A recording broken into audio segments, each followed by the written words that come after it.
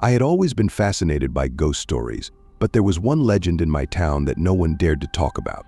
They called it the Last Ride. People said that on Halloween night, a mysterious train would appear at midnight, traveling through the abandoned tracks just outside town. This wasn't an ordinary train. It was said to be filled with lost souls, people who had boarded it by mistake and never returned. For years, I brushed it off as just another ghost story. But this Halloween, something changed. I was alone, bored, and feeling reckless. So I decided to test the legend myself. I would go to the tracks and wait. What's the worst that could happen? I thought. I bundled up in my jacket, grabbed a flashlight, and made my way to the old tracks at the edge of town. It was a foggy night, and the air was cold, almost biting. I remember how quiet everything felt, as if the whole world was holding its breath. When I reached the tracks, I checked my watch. 11:45 p.m. I had 15 minutes until midnight. I sat down on an old bench near the platform and waited. At first, there was nothing but silence, the kind that makes you feel like you're the only person left in the world. But as the minutes ticked by, I started to feel uneasy. The air around me grew colder, and a strange, low rumbling sound filled the night. At exactly midnight, the rumbling grew louder, and I saw a light in the distance. My heart raced. Is this really happening? The light grew brighter, and the sound turned into the unmistakable chugging of a train. I stood up, my heart pounding as the train approached. It was like nothing I'd ever seen. The train looked ancient, covered in rust and dirt, yet it moved smoothly along the tracks as if it were brand new. Through the windows, I could see shadowy figures, some sitting silently, others looking out with empty, hollow eyes. They didn't look real. They looked like faded photographs, worn and tired, yet somehow still alive. I should have run. I should have turned and left, but I was frozen in place, staring as the train slowed to a stop right in front of me. The doors creaked open, and a blast of icy air hit me. I felt a strange pull, like an invisible hand urging me to step inside. I hesitated, but something inside me, some mix of curiosity and terror, took over, and I stepped onto the train. The doors shut behind me with a loud clang that echoed down the empty tracks. The interior was dimly lit by flickering lamps, casting eerie shadows on the walls. The seats were old and worn, and a musty smell filled the air. As I walked down the aisle, I noticed the passengers up close. They were pale, with lifeless eyes staring into nothing. Some wore clothes from decades ago, like they'd been frozen in time. I tried to speak to one of them, a woman in an old-fashioned dress. But she didn't react, didn't even blink. It was as if she couldn't see me, or worse, didn't care that I was there. A cold sweat covered my skin, and I felt a deep sense of dread. Then I heard a faint whispering coming from somewhere deeper in the train. I followed the sound, my footsteps echoing in the eerie silence. The whispering grew louder, words I couldn't understand, almost like chanting. And then, I reached the last car. Inside was a single figure, hunched over, with his back turned to me. He was muttering something under his breath, a soft, rhythmic chant that made my skin crawl. I stepped closer, trying to see his face, when suddenly he stopped and turned to look at me. His eyes were empty, dark voids that seemed to swallow the light. His mouth twisted into a cruel smile as he pointed a bony finger at me and whispered, "Welcome to the last ride." The train lurched forward, and I stumbled, grabbing onto a seat to steady myself. Panic surged through me as I realized we were moving. I rushed to the doors, but they wouldn't budge. I pounded on them, shouting for help, but the only answer was silence.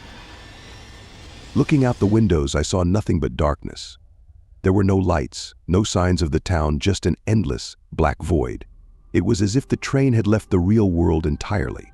My heart raced as I frantically searched for a way out, but there was none. I was trapped. As the train sped forward, the whispering began again, louder this time, filling every corner of the train. The passengers started to move, turning their heads slowly to look at me with those hollow, empty eyes. They began to reach out, their hands grasping at me as if they were trying to pull me into the shadows. I backed away, heart pounding, until I hit the back of the train. There was nowhere left to go. Suddenly, The train screeched to a halt, and everything went silent. I held my breath, terrified of what might happen next. The doors opened, revealing a dark, misty platform. I didn't know where I was, but I felt a strange, overwhelming urge to get off the train. I stepped onto the platform, my legs shaking. As soon as I did, the doors closed behind me, and the train began to move again. I watched in horror as it disappeared into the fog, leaving me alone on the empty platform. When the fog cleared, I saw a sign overhead: Willow Creek Station, 1923. My stomach dropped. That was the year of the famous train accident in my town, the accident that started the legend of the last ride. Somehow, I was in the past. I stood there, paralyzed, as I realized the awful truth. I was now part of the legend, one of the lost souls doomed to wait forever for the last ride to return. I don't know how long I stood on that platform, frozen in fear. Minutes? Hours? Time felt distorted, like it was slipping away from me.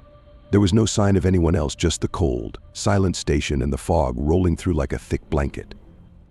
The only sound was my own breathing, harsh and ragged in the empty silence. I walked around, hoping to find a way out, but the station was eerily deserted.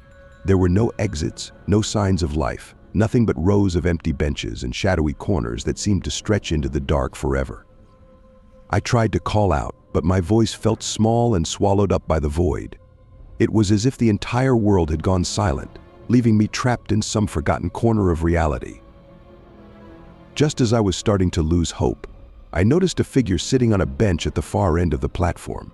He was a tall man, wearing a dark suit and a hat that shaded his face. I approached him cautiously, feeling a mix of relief and fear. "Excuse me," I said, my voice shaking. "Do you know how I can get out of here?" He slowly lifted his head, and I could see his face. It was pale and hollow, his eyes sunken and empty. He looked at me with a sad, knowing smile, as if he'd been expecting me. "You don't leave," he said in a voice barely louder than a whisper. "You wait." "Wait? Wait for what?" I asked, a chill running down my spine. "For the train," he replied, his eyes locking onto mine. "It always comes back, but it never takes you where you want to go." I backed away, heart pounding. "I don't belong here," I whispered, more to myself than to him. "None of us do," he replied, his voice distant. "But we all made the same mistake: curiosity, disbelief. And now we're here, waiting forever." As he spoke, I noticed more figures emerging from the shadows.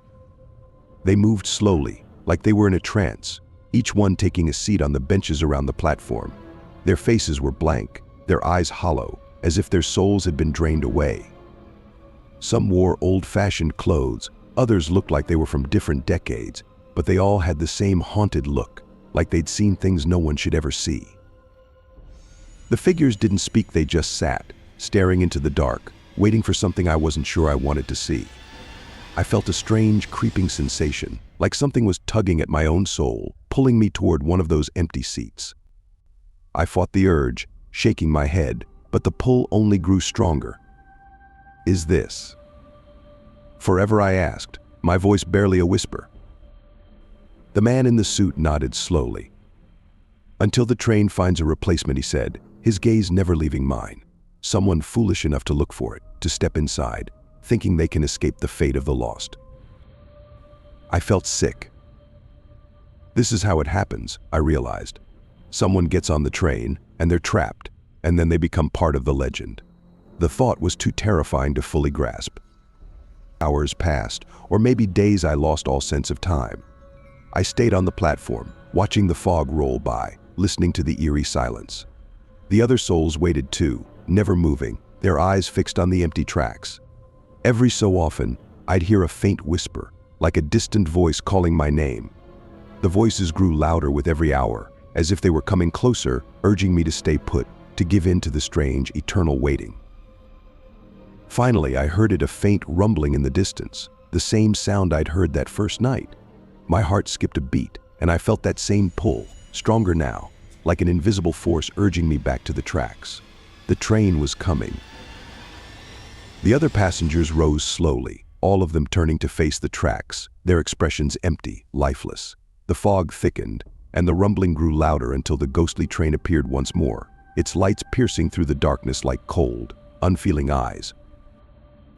As it pulled up to the platform, I felt my body move on its own, my legs carrying me toward the doors. I wanted to resist, to fight it, but the pull was too strong. The doors opened with a groaning sound, and the icy air hit me once again. I glanced back, hoping to see a way out, but the platform was empty now.